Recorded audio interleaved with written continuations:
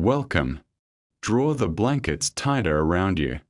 Outside, the modern world teems with its familiar anxieties, yet within these candlelit archives, we embrace the allure of history, something both strange and profoundly intricate.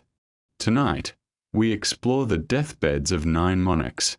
These are not the dramatic assassinations taught in textbooks, nor the tidy beheadings that simplify complex narratives.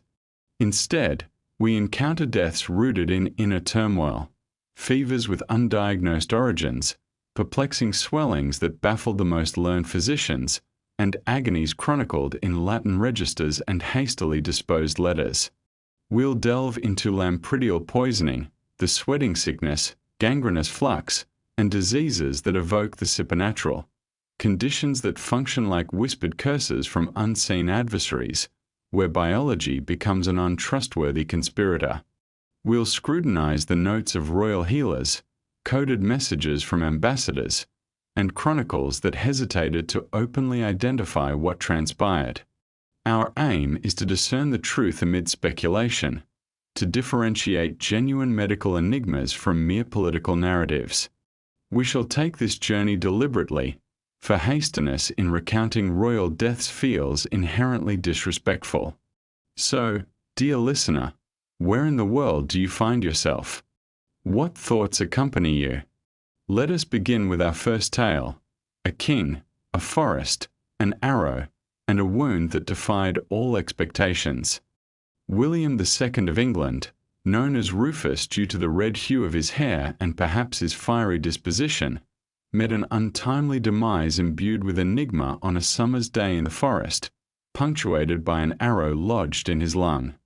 The predominant narrative paints a picture of a tragic accident, a wayward arrow from a noble's bow, leading to the king's fall, followed by national mourning.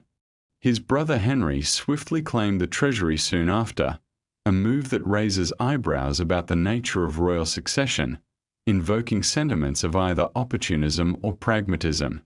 Yet, the forensic account of Rufus's last moments suggests a more complex and dire fate. The Anglo-Saxon Chronicle, penned by monks harboring no fondness for the Norman king, mentions only that he was fatally struck by an arrow and subsequently interred in Winchester, deliberately vague and devoid of profound sorrow.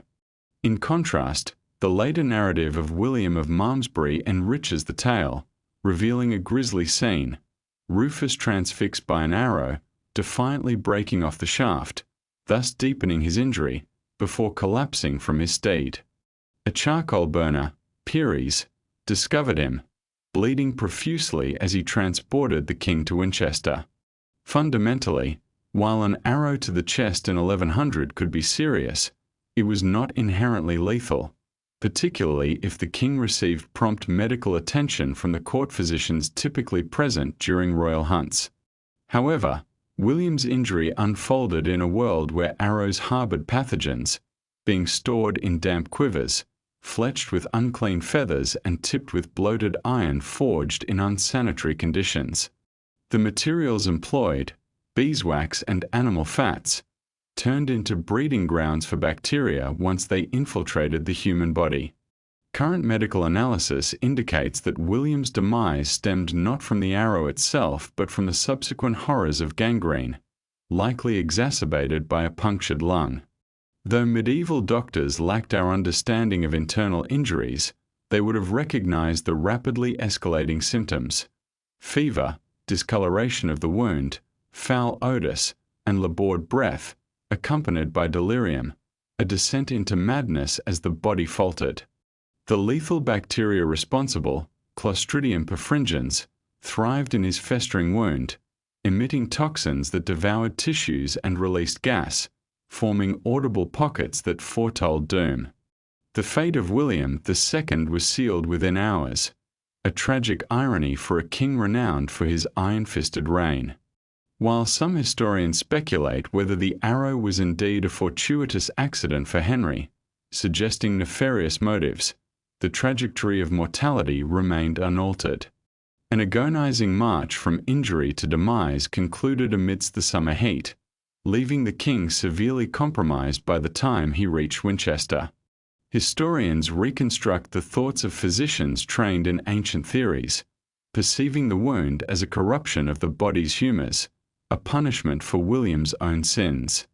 Unpious and scornful of the Church, William's death was chronicled with evident satisfaction by those who recorded it, presenting his unexpected death as divine retribution.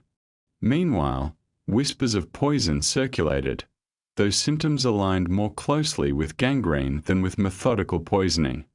The swift and harrowing progression of bacterial invasion proved so sinister that by the time William II arrived at the cathedral, sepsis had already lodged itself irrevocably.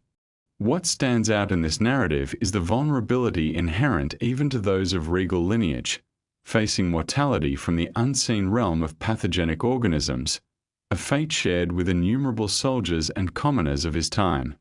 His burial was notable for its hastiness, with Henry essentially absent, preoccupied with consolidating his claim. Monks provided a perfunctory service for a king whose life had been marked by oppression and arrogance, his entombment rendered almost devoid of belief in honour. Ultimately, the death of William II emphasises a harrowing truth of the medieval world, where even power and privilege could not shield the individual from the relentless march of biology and chance. The arrow's legacy, whether accidental or deliberate, is overshadowed by the relentless march of decay, and it serves as a sobering reminder of the fragility of life even amidst the veneer of authority. Henry I of England, the youngest son of William the Conqueror, navigated through a tumultuous reign marked by civil unrest and personal tragedies, including the accidental drowning of his only legitimate son. His unexpected demise, however, came not through the crown's adversities but rather over an ill-advised meal. On December 1st, 1135, after consuming lampreys, flesh prized among the medieval nobility despite his physician's warnings against the dish, he succumbed to what is believed to have been food poisoning. This singular act of indulgence set off a chain of events, plunging England into a civil conflict known as the Anarchy, lasting nearly 2 decades, as the absence of a clear successor destabilized the kingdom. Chroniclers of the time, such as Orderic Vitalis, noted that Henry had been in acceptable health until he partook in the lampreys. His condition deteriorated rapidly, exhibiting severe gastrointestinal distress that took hold mere hours after the meal. As the evidence suggests, lampreys are parasitic, requiring meticulous preparation due to their propensity to harbor dangerous bacteria or toxins, especially when sourced from contaminated waters. Historians have speculated about the specific agent responsible for his rapid decline: the rising potential botulinum toxin from poor food handling or severe food poisoning from bacteria like Salmonella or E. coli. Henry, known for his calculated temperament and shrewd governance, inexplicably chose to dismiss medical advice. Sources indicate that his physicians had a history of cautioning him regarding the hazardous consumption of the lamprey, hinting at previous episodes that may have rendered him particularly vulnerable.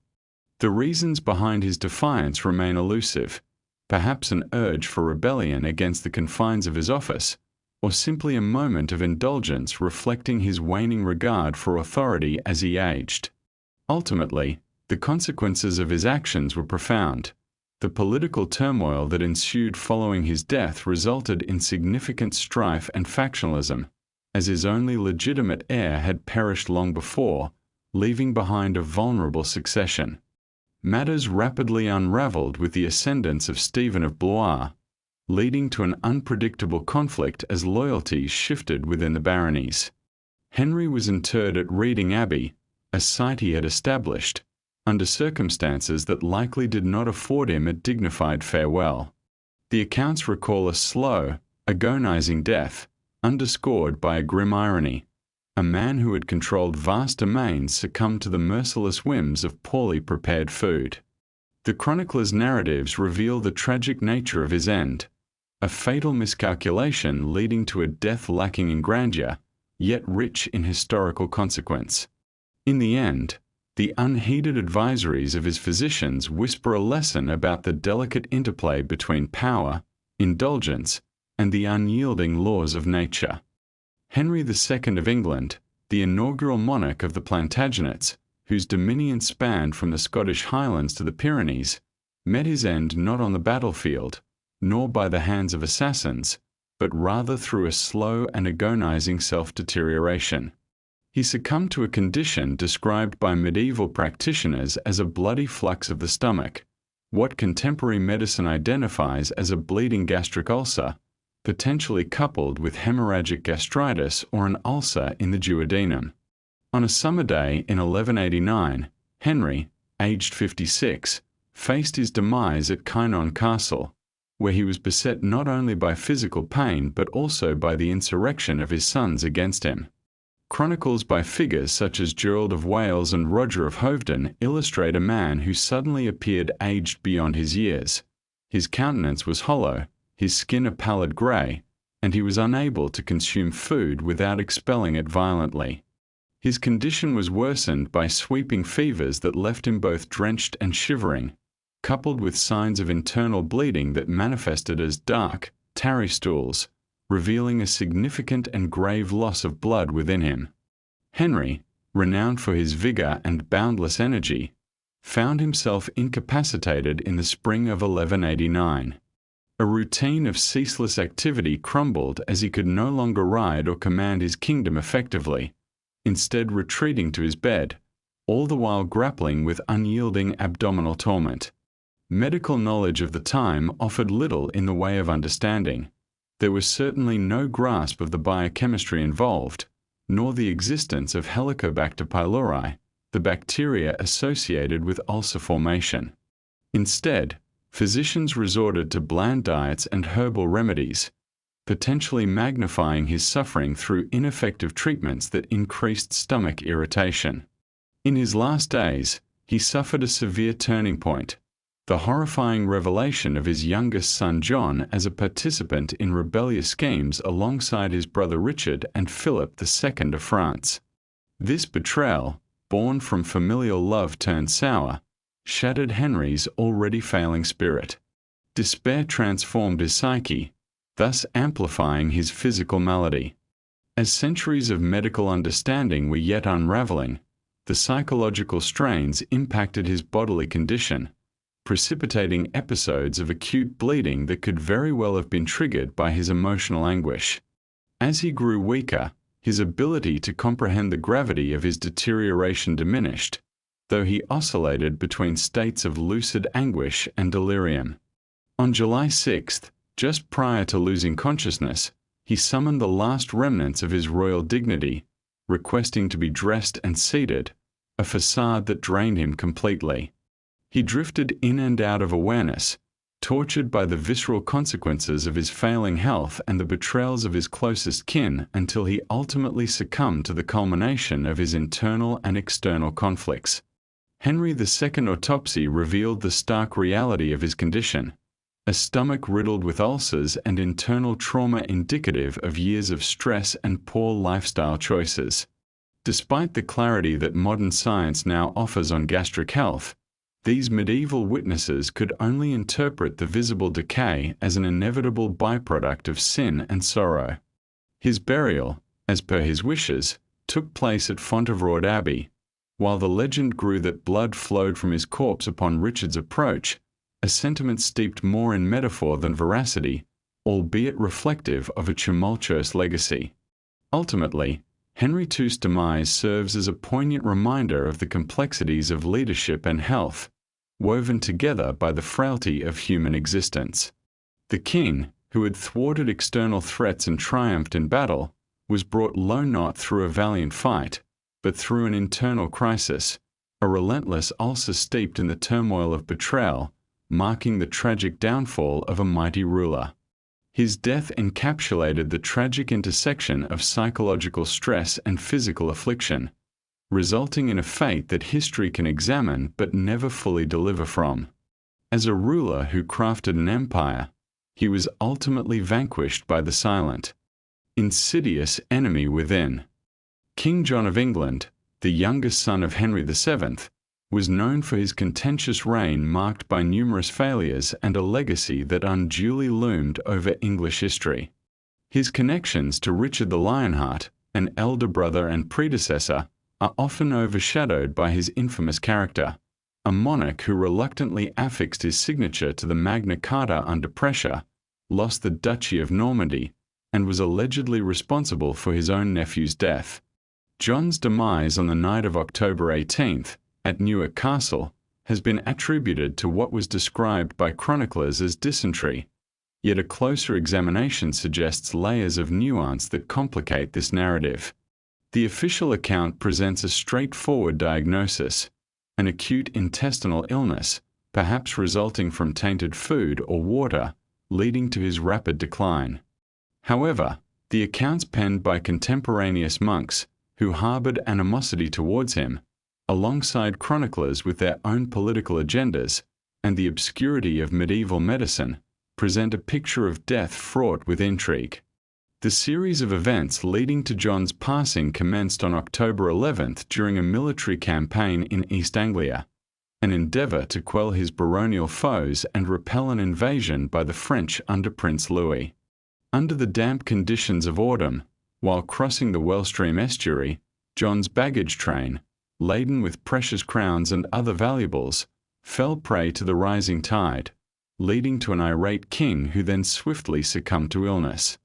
Accounts indicate that John's affliction began shortly after this calamity, with various observers suggesting a connection between his fury and subsequent health. This ties into long-standing narratives of medieval monarchs facing divine retribution. Roger of Wendover's hostile perspective cites John's indulgent consumption, peaches and fresh cider, as contributory factors to his fever, while other sources allege foul play on the part of the monks he encountered, suggesting they poisoned his food. While such allegations are captivating, the medicinal evidence does not convincingly point to deliberate poisoning. Rather, it aligns more closely with symptoms typical of a protracted gastrointestinal disease. Alternately, one must consider the backdrop of contamination prevalent in medieval environments. John, who had traversed through marshy terrain, was exposed to compromised water sources rife with bacteria. The illness described aligns with various pathogens capable of causing dysentery, which would have thrived in the unsanitary conditions of John's travels. His evident suffering, a succession of stomach pain, bloody stools, and a relentless fever, reflects the grim reality of such infections during that era. Interestingly, scholars propose an alternative hypothesis: typhoid fever, also stemming from contaminated sources. Symptoms, such as abdominal discomfort and ensuing fatal complications, closely mirror the documented timeline of John's suffering and subsequent decline. Furthermore, the presence of ulcers in the intestines, a potential result of untreated typhoid, could explain the acute crisis that ultimately took his life, a fate accelerated by the era's medical practices, which frequently involved debilitating treatments. John was not merely the victim of illness. Years of unrelenting stress had eroded his health, catalyzed perhaps by the psychological toll of warfare and excommunication. This aroused the prospect of compounded vulnerabilities leading to a swift demise from ailments that could have been manageable under normal circumstances. Upon his passing, John's journey to burial in Worcester Cathedral was bittersweet. Mortuary practices of the time could not disguise the grim fate that befell him. The chroniclers noted the funeral was rushed, hinting at a decayed body, fit for a king whose legacy resonates more as a cautionary tale than a heroic narrative. Faced with failures both in governance and personal health, King John's death exemplified the perilous nature of being a medieval monarch, where the perils of consuming unclean water proved fatal, regardless of status. Ultimately, the chronicles of history remind us that the grave outcome of John's life is a somber reflection on the fragility of power amidst the overwhelming forces of nature, disease, and human frailty, a narrative resting in the shadows of mortality that defies the arrogance of kingship. His reign, tarnished not solely by tyranny but by the stark reality that even a king is powerless against the simple, yet lethal, forces of his environment. Henry III of England's reign, extending 56 years, remains a notable epoch in English history, surpassing both his predecessors and successors in longevity. Ascending to the throne at the tender age of 9, Henry inherited a realm embroiled in civil turmoil. His reign was marked by significant achievements, such as the construction of Westminster Abbey and the siring of Edward, who would later emerge as one of England's most formidable kings. However, beneath this veneer of royal duty and accomplishment lay the persistent affliction of tertian fever, provoked by the ongoing assault of the Plasmodium vivax parasite. This debilitating condition unfolded slowly, siphoning his vitality over decades, ultimately culminating in his demise in November 1272. The nomenclature of tertian fever, deriving from the Latin ters, meaning third, aptly illustrates the cyclical nature of this malarial illness, which manifests through periodic episodes of intense fever every third day. Such symptoms were not merely personal trials for Henry.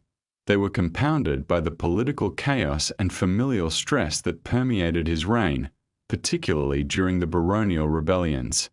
Chroniclers like Matthew Paris provide a vivid recounting of Henry's struggles with intermittent fevers, noting distinct episodes that coincided with critical moments in his political life. Interestingly, the prevalence of malaria in medieval England, especially in its southern marshlands, underscores the context of Henry's ailment as being less anachronistic than it might appear at first.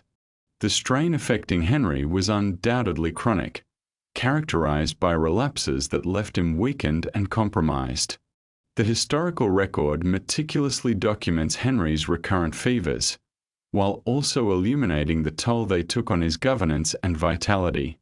Throughout the tumult of the 1260s, including his capture during the Battle of Lewes, Henry's health visibly waned. The chroniclers observe a marked decline in his strength, which corresponded with the increased pressures of civil conflict and personal adversities. Modern medical perspectives suggest that his chronic condition, exacerbated by psychological strain and compounded by secondary infections, significantly impacted his physical health, ultimately eclipsing his royal capacities.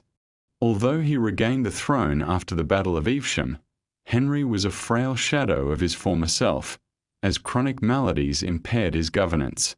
Despite his obsession with the completion of Westminster Abbey, which occupied his final years, he was increasingly beset by frequent febrile episodes. His physicians, operating under the prevailing humoral theories, failed to grasp the underlying parasitic cause of his afflictions. Their interventions, although potentially coincidentally beneficial in certain respects, could not halt the relentless cycle of illness that ultimately ravaged his body. By November 1272, Henry faced his final illness. The chroniclers recount an unyielding fever that would not relent, accompanied by disorientation and respiratory distress, harrowing manifestations of cerebral malaria compounded by years of cumulative organ damage. As he lay on his deathbed, attended by his wife and physicians who could only observe his decline, Henry's passing marked the end of an era. His burial at Westminster Abbey, an architectural triumph, held significance as both a testament to his ambitions and a poignant reminder of his tenacity in life, warring against a parasitic foe for over half a century. While physically his body succumbed, his legacy endured, reflected in the enduring edifice he created. The parasites that had accompanied him throughout his reign perished alongside him, oblivious to the history they intertwined with, heralding a complex narrative of enduring strength against invisible adversaries. Chronic illness, as exemplified in Henry's life, serves as a profound commentary on the fragility of human existence against the backdrop of the relentless forces of nature, where the mundane battle against illness paralleled the high-stakes game of politics and power. Thus, Henry III's reign encapsulates the intricate interplay between public duty and private struggle. leaving behind an indelible mark on history that resonates through the enduring stones of Westminster Abbey. Edward I of England, famously known as Longshanks due to his towering stature and the Hammer of the Scots for his relentless military campaigns, met his end not amidst the clash of arms but rather in the stark reality of illness, specifically dysentery, a condition that incapacitated him both physically and irrevocably. On July 7, 1307, he succumbed at the age of 68 in the desolate village of Burghby-Sands, near the Scottish border, a stark reminder of the very realm he had devoted decades to subjugate. His demise marks a profound contrast to his life of invincible strength and military ambition, as he spent his final months imprisoned in his ailing body, suffering from relentless gastrointestinal afflictions exacerbated by the unsanitary conditions of medieval warfare. Throughout his long reign, Edward maintained a vigorous determination to lead from the front, risking his health in pursuit of conquest despite the onset of debilitating ailments that rapidly deteriorated his physical state. Chroniclers noted his visible decline in 1306 as he battled the rigors of severe diarrhea and abdominal pain, symptoms which reflect a classic case of dysentery, with its roots deeply embedded in the unsanitary conditions of medieval military encampments. The king's insistence on personal leadership during campaigns led him to repeatedly expose himself to the pathogens endemic to the contaminated waters he drank and the unclean rations he consumed. The campaign that commenced in March 1307 against Robert, the Bruce's nascent Scottish independence, saw Edward's condition worsen significantly. Although he rallied his forces in Carlisle with intention, he soon became unable to ride and was confined to a litter, reflecting a profound humiliation for a monarch historically revered for his physical prowess. As dehydration set in from his uncontrollable bouts of dysentery, his physicians' treatments proved futile, as they were based on archaic medical principles ill-suited to address his fatal condition. The king's body, once a bastion of strength, became unrecognizable, deteriorating under the assault of an infection that no rank or advantage could mitigate. By July, Edward lingered in a state of confusion, issuing contradictory commands fraught with a desperation to exert control even in death. Though he expressed a macabre wish for his body to be boiled and his bones carried into Scotland, a testament to his unyielding ambition and obsession with conquest, his son, Edward II, chose to bury him in Westminster Abbey, revealing a legacy starkly diminished in contrast to his prior glories. His interment highlighted the irony of his mortality. The hammer of the Scots had been felled not by sword or spear, but by the unseen, unyielding forces of nature that, indifferent to status or heroics, brought him low. Ultimately, Edward's tragic demise stands as a poignant reflection on the intersection of humanity's ambition and nature's limitations. His death, ignobly marked by the same ailments that ravaged the common soldier, underscores a sobering truth about life's fragility. In choosing to disregard the boundaries of his own health in pursuit of glory, he became a victim of the very ambitions that defined his reign. As history recalls his heralded victories, it must not overlook the cautionary lesson inherent in his demise, a reminder that the greatest of warriors can be undone by the smallest of foes. In the echoes of history, the discourse surrounding Edward's life and death invites a contemplation both of heroism and the inevitable vulnerabilities that accompany the human condition. Edward II of England, the son of the esteemed Edward the Fair and spouse to Isabella of France, is enveloped in mystery surrounding his demise on September 21, 1327, at Berkeley Castle in Gloucestershire. The circumstances of his death, enshrined in a tapestry of conflicting accounts, have fueled historical debate for 7 centuries, leaving scholars to contemplate not only the cause but also the prevailing narratives constructed around his life. The prevailing narrative suggests a death from natural causes. However, the whispers of contemporaries pointed toward foul play. As time passed, rather lurid embellishments emerged, detailing gruesome methods involving red-hot instruments, while modern scholarship has taken a more nuanced path, proposing that Edward succumbed to spontaneous peritonitis, likely resulting from either a perforated gastric ulcer or ruptured appendix. Thus, a once powerful monarch faced a private agony witnessed only by his captors, who grappled with their moral dilemmas regarding his fate. Inheriting the crown in 1307, Edward II quickly undermined his authority. Political mishaps, favoritism towards inflexible allies, and military failures alienated the barons necessary for stability. By 1326, his wife Isabella had forged an alliance with Roger Mortimer, leading an invasion that resulted in the execution of Edward's trusted companions and ultimately forced his abdication in favor of their young son, Edward III. Imprisoned and transitioned between castles to thwart rescue efforts, Edward was confined under the watchful eyes of Thomas Berkeley and John Maltra at Berkeley Castle. At the age of 43, the fallen king found himself in an unsettling predicament, his very existence increasingly inconvenient for Isabella and Mortimer. The announcement of Edward's death, made public 2 days later on September 23, cited unspecified natural illness. The controls surrounding the viewing of his body, which exhibited signs of decomposition, hints at a concerted effort to shield the public from the darker realities of his condition. Chroniclers differ greatly in the dramatic accounts of Edward's final moments. The Lennis Chronicle attributes his death to natural causes exacerbated by despair, while the Brute Chronicle alleges suffocation. The most striking and enduring narrative stems from Geoffrey Lebaker's writings, which infused the discourse with a tale of a cold-blooded murder via the insertion of a heated iron rod, a gruesome fable that engendered a sensationalized legacy diverging from the more plausible assessments. In reconciling these varying accounts, historians note the possibility of acute peritonitis following a perforated ulcer as the most coherent explanation of Edward's death.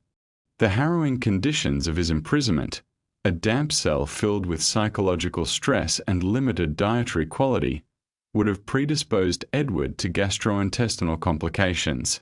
Should he have succumbed to a perforated ulcer, it would have led to excruciating agony, compelling his captors to summon physicians who would understandably encounter an ill-defined patient, unmarked externally, but enfeebled by internal strife. As Edward's health deteriorated, the careful control of the body displayed publicly aligns with this hypothesis, allowing the authorities to confirm his death while masking the indignities of decomposition. Conversely, murder remains a tantalizing but unresolved possibility. Isabella and Mortimer had incentives to silence a living king who posed a symbolic threat. Here, the spectre of assassination looms, though the fragmented chroniclers leave much to conjecture.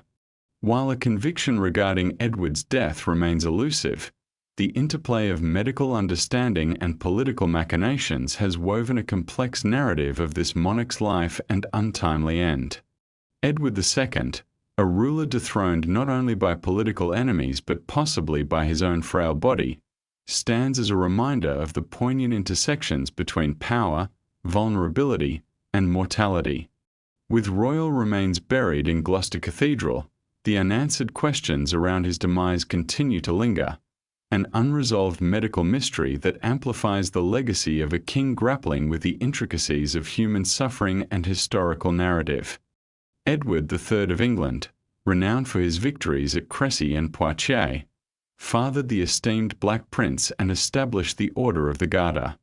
However, his demise was not abrupt but a slow and painful unraveling over the course of several years, as a series of strokes gradually rob him of his mental faculties. Medieval medicine described these episodes as apoplexies, ultimately transforming one of the period's keenest strategic minds into an almost unrecognizable figure, an elderly man, confused and incapable of recognizing his own offspring. His life came to an end on June 21, 1377, at Sheen Palace in Surrey, but the essence of Edward III had waned significantly long before. The trajectory of his decline commenced around 1371, when he was 60 years old. Until then, Edward had enjoyed robust health, known as an active champion and tireless ruler. Chroniclers noted a shift as he experienced a sudden wave of illness marked by weakness on one side of his body and perplexity. While he recovered partially, those around him sensed an irrevocable change. His once sharp memory began to falter. He began to repeat himself and struggled with complex discussions. The classic symptoms of a stroke had set in. The disruption of blood flow to his brain, whether through a clot or hemorrhage, caused untold damage. His first stroke seemingly impacted the left side of his brain, the region governing language, and the right side of the body. Edward managed governance for a short time after this initial setback, delegating more responsibilities to his sons and his mistress, Alice Perez, who, rising from obscurity, accrued remarkable power amid the chaos of his decline. By around 1374, the king suffered a more severe stroke that further incapacitated him. He experienced not only severe confusion but also significant emotional volatility, consistent with what modern medicine recognizes as vascular dementia. Thus began a cascade of neurological decline. His episodes of confusion intensified, alternating periods of lucidity with lapses into profound incoherence and emotional unrest. His sons jostled for influence as Edward's mental state degraded, and Alice exploited his vulnerabilities to amass wealth.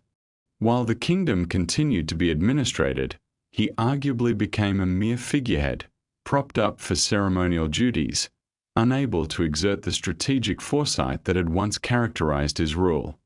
In 1376, a third stroke rendered Edward bedridden and unable to communicate intelligibly.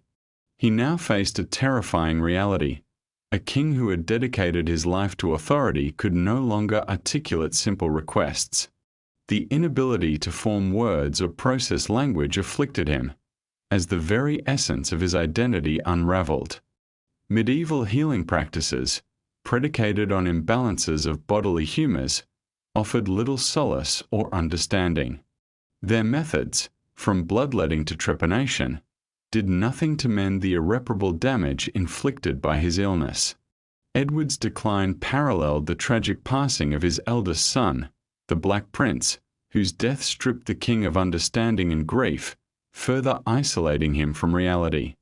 The final stroke in June 1377 led Edward into unconsciousness, signifying the end of a reign that had begun with audacity and strength, now surrendering to silence. His attendants dwindled, abandoning him in his final days, and he passed without grand speeches or wisdom. His death went unnoticed by history's celebratory lens, overlooking the more personal, tragic reality of his last years consumed by the ravages of disease. Edward III is commemorated with a tomb exhibiting his youthful vigor while neglecting the reality of his decline. His story illuminates the frailty inherent in the human condition, even for a king whose life was marked by triumph and authority.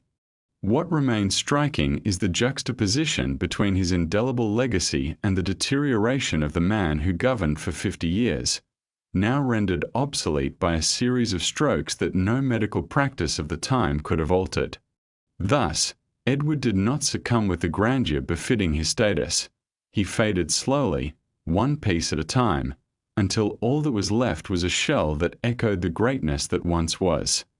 Ultimately, the strokes captured the victory, for they lay bare the relentless and unmoved nature of biology, where flesh and mind can falter despite the legacy of kingship. Richard II of England, the grandson of Edward III and a notable patron of Geoffrey Chaucer, has taken an enduring place in the annals of English history, remembered primarily for his penchant for spectacle and an aversion to the brutality of warfare. He met his end on February 14, 1400, at Pontefract Castle in Yorkshire, amidst circumstances shrouded in historical ambiguity and debated fervently by scholars. Officially, his death was attributed to natural causes. However, the murmurings of his contemporaries suggest a sinister undertone. Some chroniclers speak of voluntary starvation that may have veered into the territory of forced deprivation or even the deliberate act of murder through starvation, which can be insidiously cruel as it allows victims to partake in their own demise. What can be conclusively determined is that Richard succumbed to malnutrition exacerbated by cascading organ failures, a tragic fate wherein his body began to consume itself in a futile struggle for survival due to a lack of sustenance. His downfall began on September 13, 1399, when his cousin Henry Bolingbroke, later known as Henry IV, returned from exile, amassed an army, and compelled Richard to abdicate. Although the official narrative lauded Richard's voluntary surrender of the throne, the reality was starkly different. It was a coup. Following his abdication, Richard was confined in a series of castles, ultimately reaching Pontefract Castle under the watch of Sir Thomas Winford. At the age of 33, he faced public humiliation, yet as long as he drew breath, he remained a potential rallying point for dissenters and loyalists. By January 1400, whispers of Richard's demise began to circulate, and though Henry IV initially dismissed these rumours, he ultimately confirmed them by mid-February. To quell the unrest, Richard's body was displayed in London, the face visible to dispel doubts of his death, but the specifics surrounding his demise remained elusive. Chroniclers like the Westminster Abbey monks suggested Richard gradually wasted away in captivity, while Jean Cretin, loyal to the deposed king, posited that Richard chose to forego food, thus resigning himself to death rather than enduring the ignominy of imprisonment. The monk of Esham contended that he was intentionally starved, and Adam of Usk provided a more nuanced perspective, suggesting that Richard received minimal nourishment, sufficient to stave off immediate death, yet inadequate for health. Regardless of intent, the process of starvation is consistent and harrowing. The human body, struggling for energy, first consumes glycogen reserves, then taps into fat, and eventually resorts to muscle tissue, culminating in a physiological breakdown that cannot be reversed without medical intervention.